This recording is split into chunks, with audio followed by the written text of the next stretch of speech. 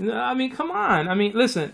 He wasn't brought forth because number one, you can't even find me a verse in the Bible that says that Jesus is the Archangel Michael. First of all, let me just say something about that real quick, okay? Okay, well, I don't know about Michael the Archangel. Well, let me just give you this, and then you can answer whatever you want to do. Now, whatever you believe, the Watchtower Society says that Jesus is the Archangel Michael, and that's in what is that book that I have on my shelf over here? You know why they say that? Do you know why they say that? Yeah, well, let me just think of the book that Reasoning from the Scriptures and other volumes. First of all, I agree with that. Okay, first of all, Michael is found 15 times in the Bible. Okay, 10 times it refers to other beings that are not angels, and you see that from. Let me just finish. You see that from Numbers chapter 13, verse 13, all the way to Ezra. Chapter 8, verse 8. That has to do those 10 passages with people who are not angelic beings. Okay, now we go to the last 5 in the Bible because there are only 15. So we have Daniel, which means God is my judge, by the way. Daniel chapter 10, verse 13, verse 21, Daniel 12:1, Jude verse 9, and Revelation chapter 12, verse 7. Speak of an angelic being.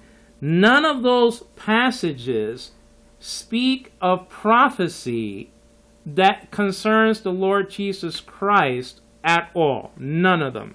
As a matter of fact, you have 2 angels specifically mentioned, Gabriel in chapter 9 of Daniel, and Michael in those chapters that I referred to, chapter 10 and chapter 12. If you you said Ezra 8:8. I'm looking at it.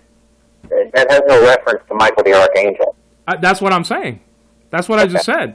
Numbers. I'm not following you. I don't understand your reasoning. What are you trying to say? My reasoning is this: that from Numbers 13:13 all the way to Ezra 8:8, it doesn't refer. It refers. There are Michael references, but that Michael is not an angelic being. From all of those verses, those are 10 verses. Now we only have 15. We only have 15 to deal with, so we got rid of 10. Oh. Now the last 5 have to do with an angelic being from Daniel, 10:13, 10:21, 12:1, Jude 9, and Revelation chapter 12, verse 7.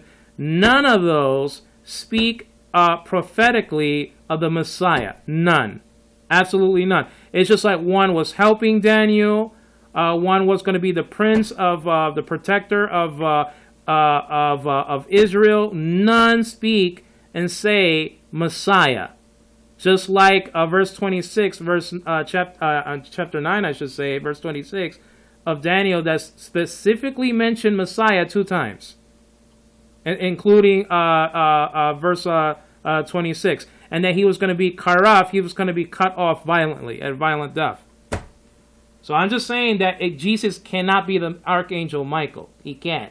And if you're going to use 1 Thessalonians chapter 4, verse 16, that he's going to... That's what I would use. Yeah, but you can't use that because the thing is that there are a couple of trumpets. You have one trumpet in 1 Corinthians chapter 15, and then, that's going to raise the dead. And then you have another trumpet that's going to announce the coming of Jesus.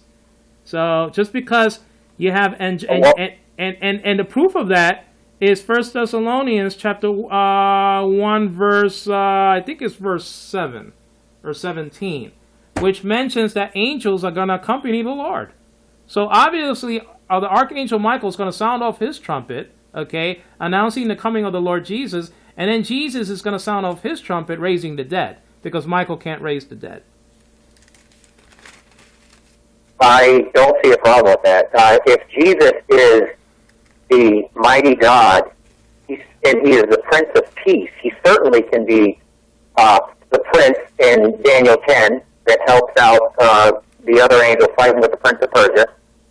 He's the foremost Prince. Jesus, Paul said, would be all things to all people. No, that's not what he said. That's not the verse I'm trying to go for. I'm confusing it in my mind. Forget what I just said. But when Jesus is exalted, he becomes everything. Everybody. And if you want a reference to that, when you look in the Hebrew Scriptures, what do you find with Joseph when he finds favor of the Pharaoh? The Pharaoh gives him his signet ring and says, "You're it. The buck stops with you. Whatever you say goes. The only one that's above you is me." That's the same way with Jesus. Once God gave him his power and exalted him, the buck stops with Christ. If God says that everything is in Jesus' hands, I believe it. If God told me in the scriptures to worship Jesus, I would do it. Now, he didn't do that, but if he did, I would.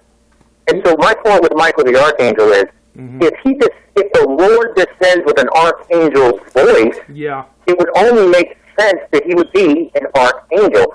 Arch means chief. Jesus is chief of the angels. They're his angels. Right. God gave them to him.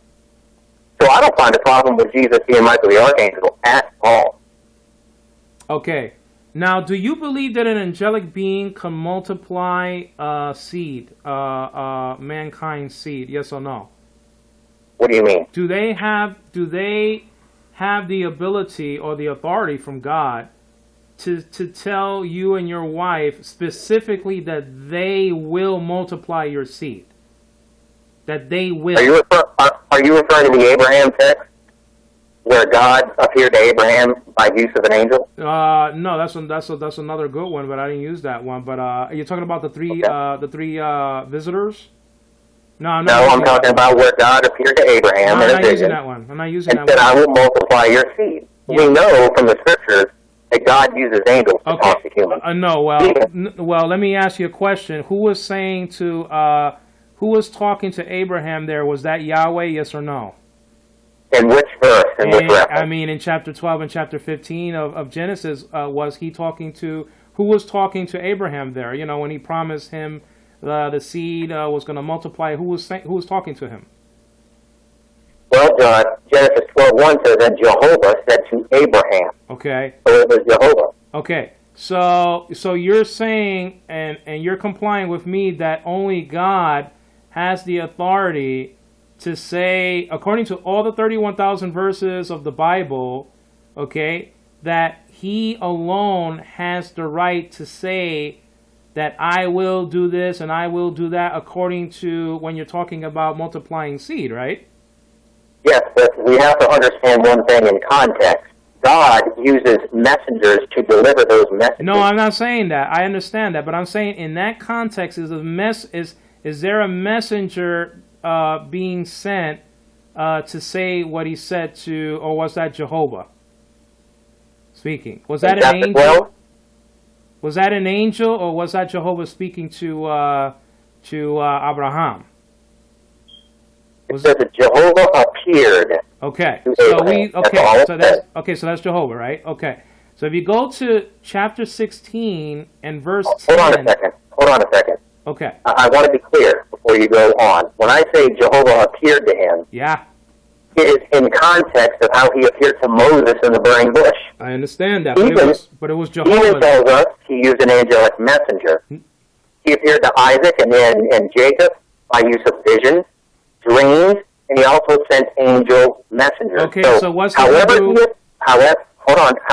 appeared to Abraham in chapter 12, it doesn't say, but I would assume, based on context, that he used an angelic messenger or he used a dream. Okay, so what? Okay, so we established that Jehovah did speak directly to Abraham, and you even said he was speaking directly to Moshe. Okay, that's just the deal.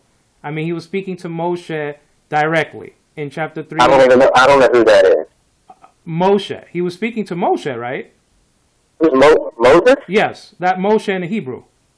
Why don't you just use the English language? I don't understand these languages. You're confusing me when you say these things. The reason why I speak like that is because, I study it so much so. I mean, but I was going to give you, indications of what it meant. But okay, that's fine. Okay. If you do that, then I'm fine with that. Okay. So the thing is that we established the fact that Abraham was being addressed by Yahweh, okay, or Yahweh, or whatever you want to pronounce it in the parameters of what is allowed. You see very clearly in Genesis chapter 16 that a being was speaking to the woman that was running away from Sarah, okay? And then you go to verse 10 of chapter 16, it says, I don't know if you're there yet. Okay. So verse 10, chapter 16 says, and the angel of the Lord, okay, said unto her, I will multiply thy seed. Okay?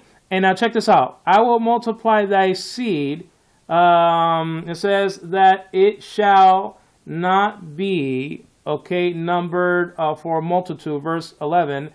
And the angel of the Lord, okay, said unto her, behold, thou art with child, and shall bear son, and shall call his name Ishmael, okay, because, the Lord have heard thy, affliction. Now, verse 12 says this, and he will be a wild, maybe we could just skip that part just for, actually, the NIV is very kind to Ishmael at that point, okay, all right. So it says in verse 13, and she called the name of the Lord that spake unto her, thou God that seeth me. For she said, have I also here looked after him that seeth me. So she was looking at God. Now, this is the key. Just because it says angel in certain places doesn't mean that it's an angelic being. Because if you know Hebrew, the word malach, okay, means messenger. Is the equivalent of the Greek word angeloi or angelos, which means messenger also. Just because there are verses that are sprinkled in the Bible that refer to the Logos, not Jesus here. He wasn't Jesus yet. The Logos being a messenger doesn't mean that he's an angelic creature, because the word malach, okay, M-A-L-A-K spelled out according to Vines, Complete Expositor Dictionary of Old New Testament words, it means messenger. So you have to look at the context, and when she's looking at, she says that she looked at the face of God here. She looked at God. And no angelic creature has the right to say to any other creature that I will multiply thy seed. No one dares to do that. But the Logos did, because he was, okay, the Logos, and he can say that I'm going to multiply thy seed because he's God. And who's the Logos in the New Testament? Jesus Christ. Everything you just said, I don't think it's accurate. I believe it was an angel. We know that Stephen said that in the burning bush, God spoke to Moses by means of an angel. I believe when we translate into English, and every single English translation says God's angel, the Lord's angel. That's how we have to understand the text. Yeah, but angel, but it doesn't mean angelic being, though. They don't say that the angelic being appeared to this woman. No, it says angel, and they don't have to say messenger all the time, because you would just think that a common everyday person will have the noodle in his head to say, wait a minute, angel doesn't mean angel all the time. It means messenger.